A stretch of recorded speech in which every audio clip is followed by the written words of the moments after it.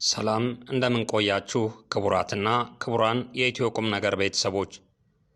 የኢትዮጵያ አየር መንገድ ወደ አትላንታ የሚያደርገውን በረራ በ2026 ለጊዜው እንደሚያቋርጥ የተሰማውን ዜና በተመለከተ ዝርዝር መረጃውን ወደ እናንተ እናደርሳለን።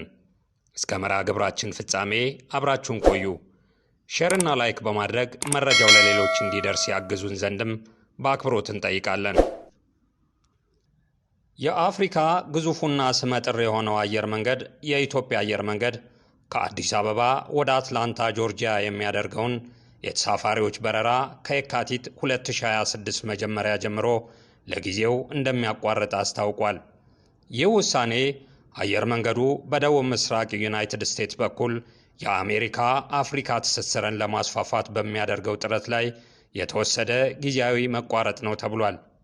የመጨረሻው ከአዲስ አበባ በሮም ወደ አትላንታ በረራ ጥር 24 ቀን 2018 ዓ.ም ወይም ደግሞ እንደ አውሮፓውያኖች የዘመን አቆጣጠር ፌብሩዋሪ 1 2026 የሚካሄድ ሲሆን በቀጣዩ ቀን ማለትም ፌብሩዋሪ 2 2026 ጀምሮ አገልግሎቱ ይቆማል። በአሁኑ ወቅት የኢትዮጵያ አየር መንገድ በቦይንግ 787-8 ድሪምላይነር አውሮፕላኖች በሳምንት 3 ጊዜ ከአዲስ አበባ ወደ አትላንታ በሮም በኩል በረራ እያደረገ ይገኛል። አትላንታ በግንቦት 2015 ዓ.ም የኢትዮጵያ አየር መንገድ የረጅም ርቀት በረራ መዳረሻ ውስጥ የተካተተች ሲሆን ይህም መንገደኞች በዓለማችን እጅግ በጣም ከሚታወቀው የሃርትስፊልድ ጃክሰን አትላንታ ዓለም አቀፍ አውሮፕላን ማረፊያ ጋር ቀጥተኛ ግንኙነት እንዲኖራቸው አስችሏል። መስመሩ በስታር አሊያንስ አውታር መረብ ውስጥ ያለውን ግንኙነት ለማጠናከርና ከዩናይትድ አየር መንገድ ጋር ያለውን ግንኙነት ለማሳደግ ታስቦ የተዘረጋ ነበር። ለዚህ ከአዲስ አበባ ወደ አትላንታ ለሚደረገው በረራ መቋረጥ ምክንያቱ ደግሞ መስመሩ ስትራቴጂካዊ ጠቀሜታ ቢኖረውም አነስተኛ የደንበኞች ፍላጎትና ከፍተኛ ፉክክር የገጠመው በመሆኑ ነው። የዘርፉ ተንታኞች እንደሚሉት አየር መንገዱ የመስመሩን ትርፋማነት በድጋሚ እየገመገመ ሲሆን ዓላማው ሀብቱን ከፍተኛ ፍላጎት ወዳለባቸው መዳረሻዎች ማዛወር ነው። በዚህ ቆይታ አየር መንገዱ ከአሜሪካ ገበያ ሙሉ በሙሉ ይወጣል ማለት አይደለም።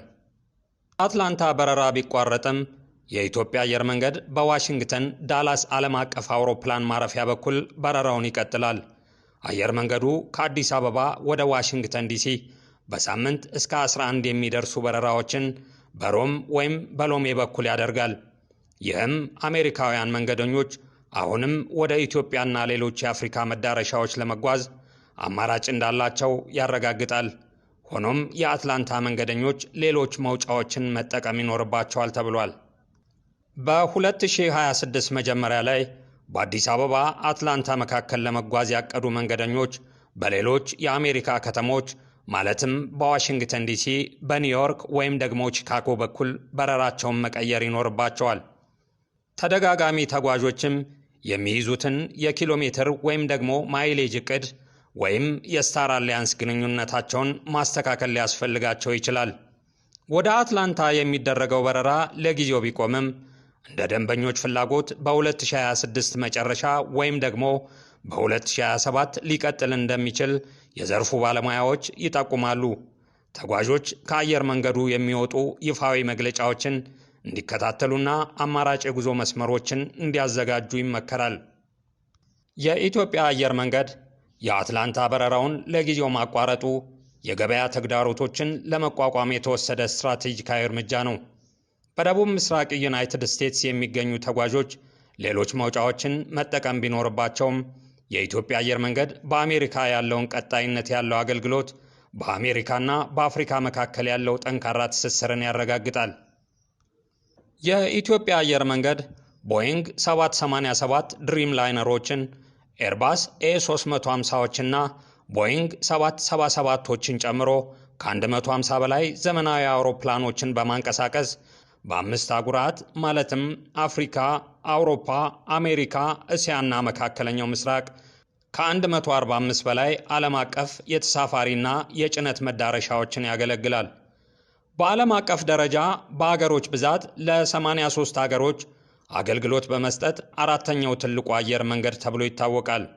እንዲሁም በ2024 የዓለም ደረጃ አሰጣጥ 36ኛ ሆኖ በስካይትራክስ የዓለም አየር መንገዶች ሽልማት ላይ የአፍሪካ ምርጥ አየር መንገድ የሚለውን ማዕረግ የያዘ የሀገራችን ሰንደቅ ዓላማ አርማ ያደረገ የኢትዮጵያውያን ብሎም የአፍሪካውያን ኩራት ሲሆን በቅርቡም በአዲስ አበባ አቅራቢያ ቢሾፍቱ ከተማ ላይ አዲስ ዓለም አቀፍ አውሮፕላን ማረፊያ ፕሮጀክት ማስጀመሩ ይታወቃል።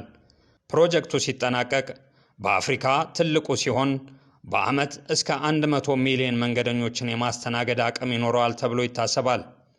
ክቡራን አድማጭ ተመልካቾቻችን ለዛሬ በመረጃ ጥንክራችን ይዘንላችሁ የቀረብነው የእስካሁኑ ነበረ። ቸር ይግጠመን።